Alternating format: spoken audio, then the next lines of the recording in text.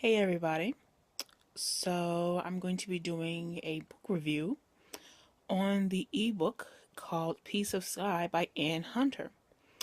And I was invited to review this book.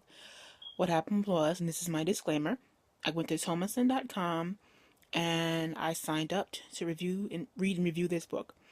The book was free, so in exchange for the free book, I write a review on a couple of places, such as my blog, this YouTube channel, Instagram, Twitter, and Facebook. So let's get started. So I love a good book. I love reading books, and I have been in love with books since my mother and my mother and father taught me how to read. So any chance that I get to read a new author or just somebody out there who hasn't been quite established yet and they just have a self-published uh, body of work out there, I'm happy to read it. I even love like fan fiction and whatnot.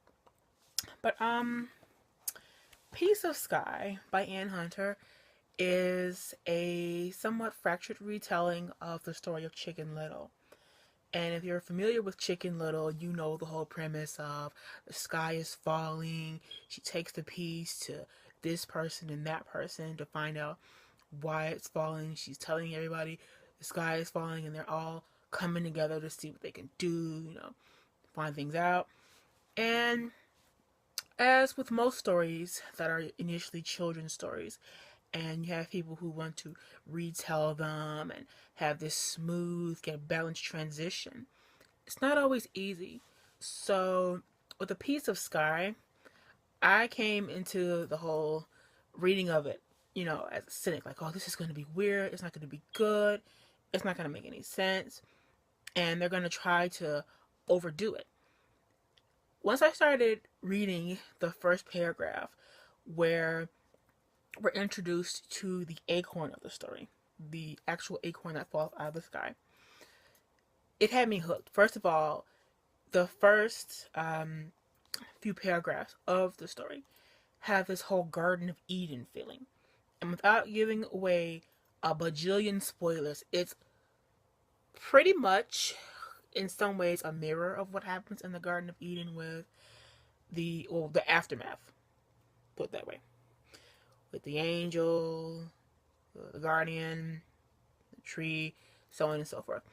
And I'm thinking to myself, this is interesting. This is actually going to work out.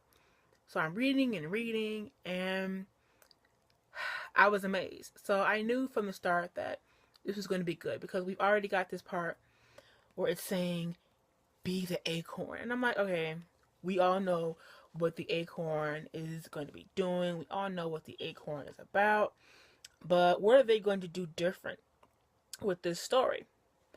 So, and I'm holding up my tablet. I'm trying to find the passage that I'm talking about. So, right off the bat, we know that the egg. I don't know why I want to say unicorn. That the acorn is important. Um, he's having an existential. I said it right. An existential moment where he's trying to figure out who he is. You know. He says, because I remained so wrapped up in the quandary of who I was, a considerable amount of time passed before I became aware of someone. He stood with his back to my trunk, cloaked in white with grand transparent wings, wielding a sword licked by flame. As part of a tree, one might think I'd be frightened by fire, but I was curious. So, the person that he's talking about is one of the other main characters in the story. He's a guardian fae, I believe. And they meet up right away. They have a connection. And throughout the story, they maintain a connection. And it's a good, deep connection. I'm trying so hard not to completely and utterly spoil this book for you. But it's a helpful connection that puts all the pieces together as to where they need to go, how they're going to connect when the Big Bang happens. Not the literal Big Bang, but a Big Bang story-wise. So, first we have this acorn who's just really friendly right off the bat. He's saying hello to the man who's guarding him on the the father tree of life.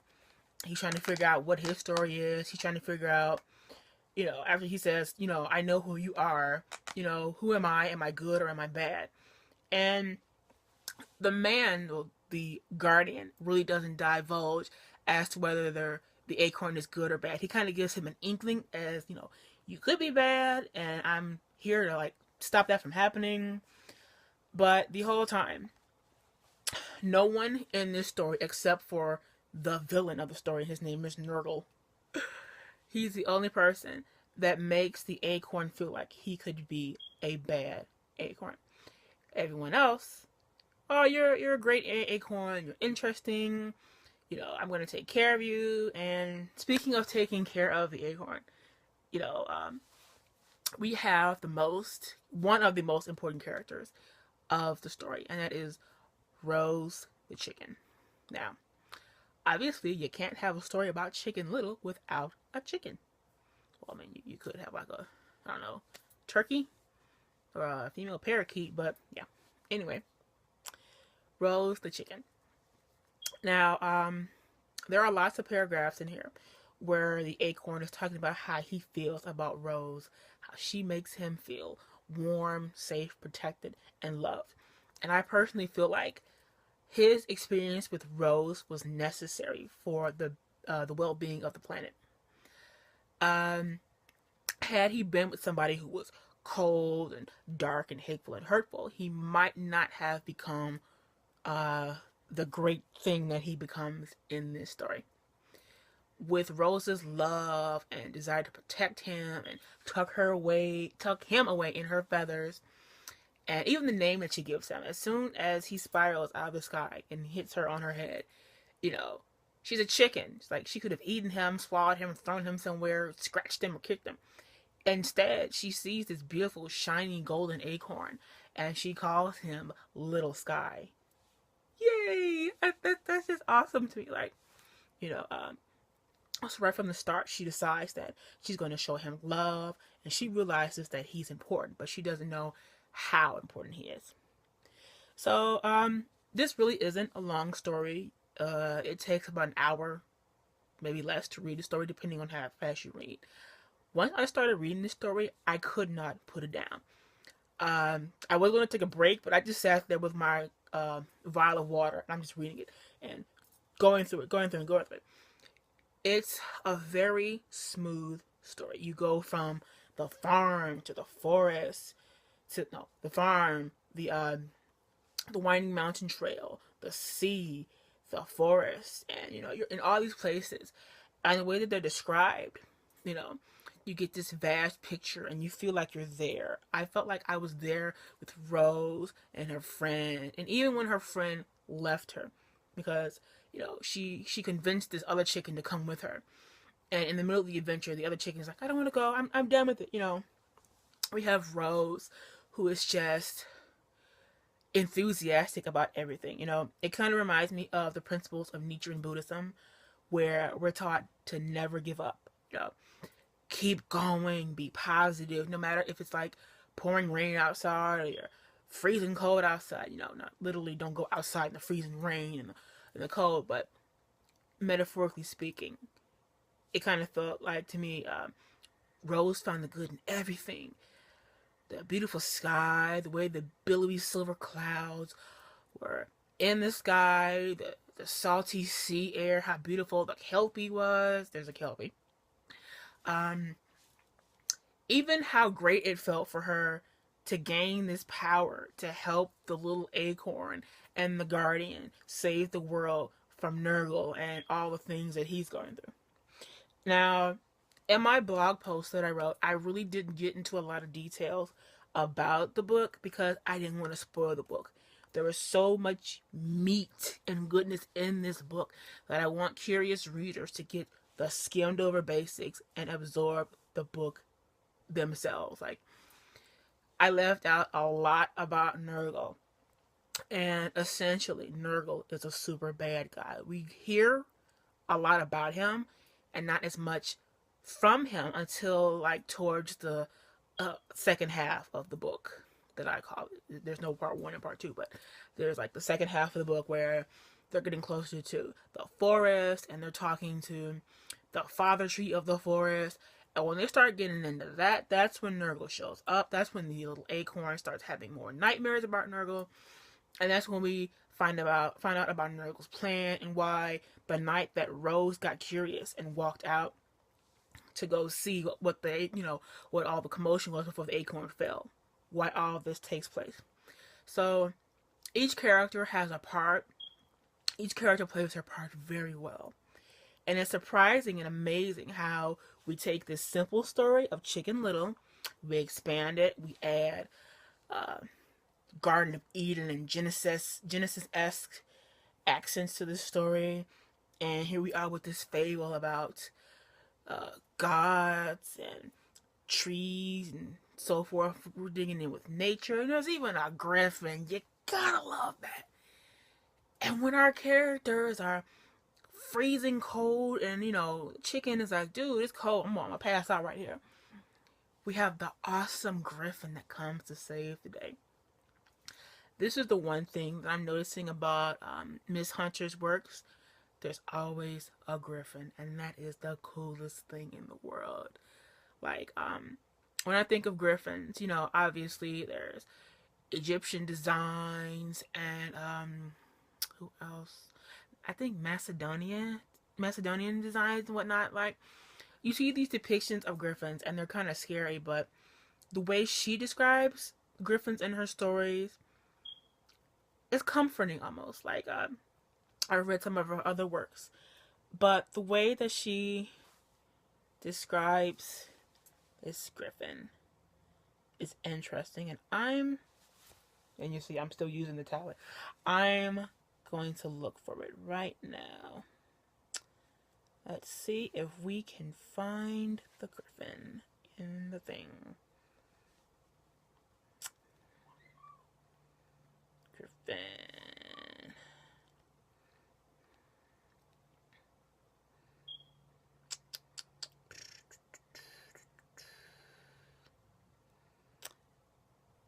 Alright, so we have a description of the griffin.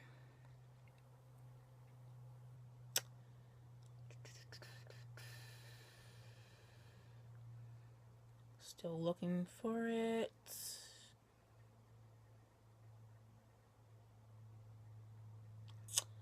And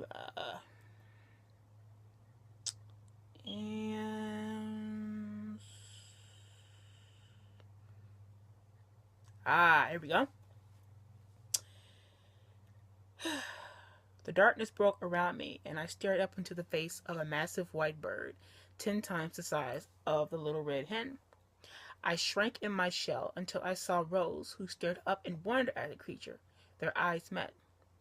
"Are you my mother?" Rose asked softly. The creature blinked, easing its clutch around the chicken, who got up and began inspecting him.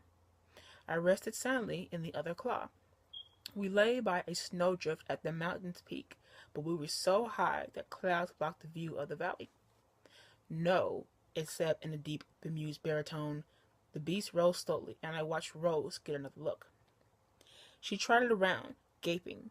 Grand wings rested over fur the color of the snow around us, touched at the tips with black like mountain stone. Rose's perplexed expression told me she was having trouble piecing this together. "You are one very large dog. I am the last of my kind. Paws and haunches like dog, big like the mare, but the rest like myself." Rose cocked her head. "You are a very strange-looking dog, but I like colors swirling around you. You almost blend into the sky with that shade of blue." "I am a griffin," the beast chortled. "I am he they call the Great Hawk. My name is Shiver, and I am the last of my kind. I found you freezing on the mountainside." So you have this big, beautiful, gorgeous griffin, and he's saving our characters in their dire moment of need. And also, by the way, Rose and the acorn are able to speak to one another. For some reason, they don't upon their initial meeting, but after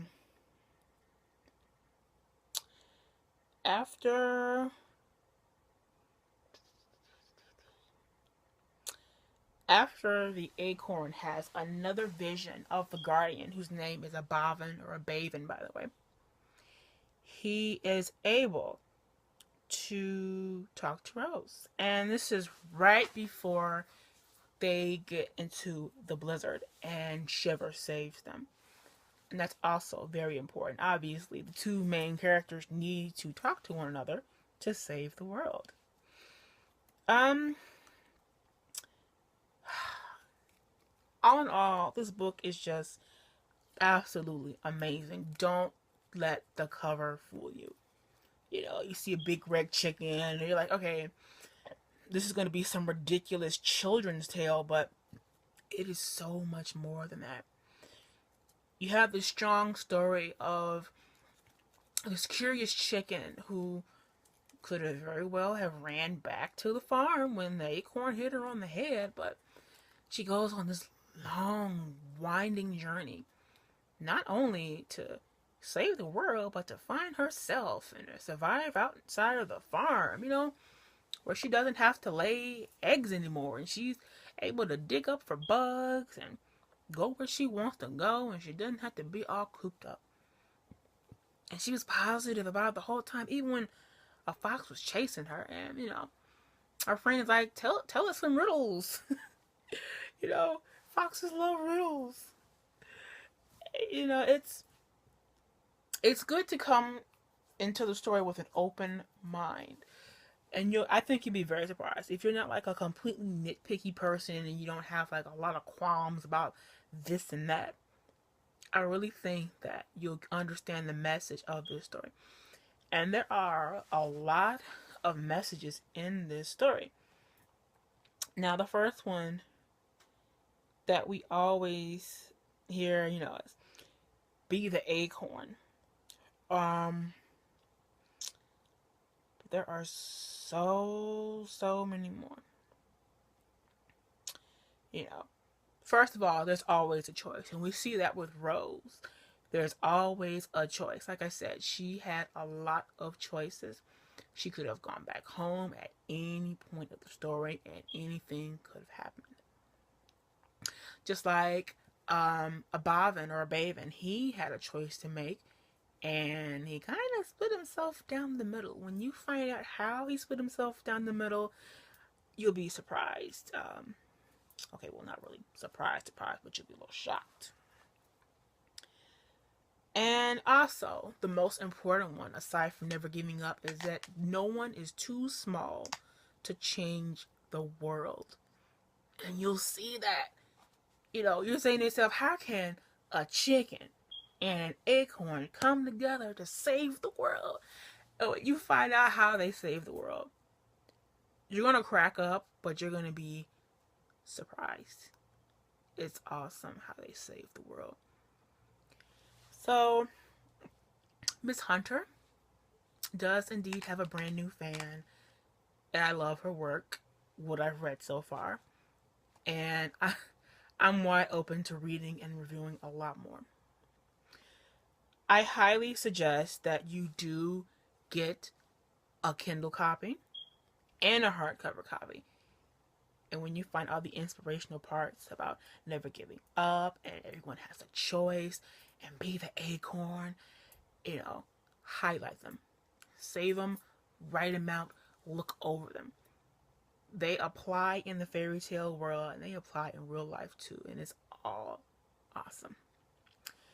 So, just as I have given my review on Amazon and I gave the book a raving review with 5 stars, I give 5 stars again in this video to A Piece of Sky by Miss Anne Hunter.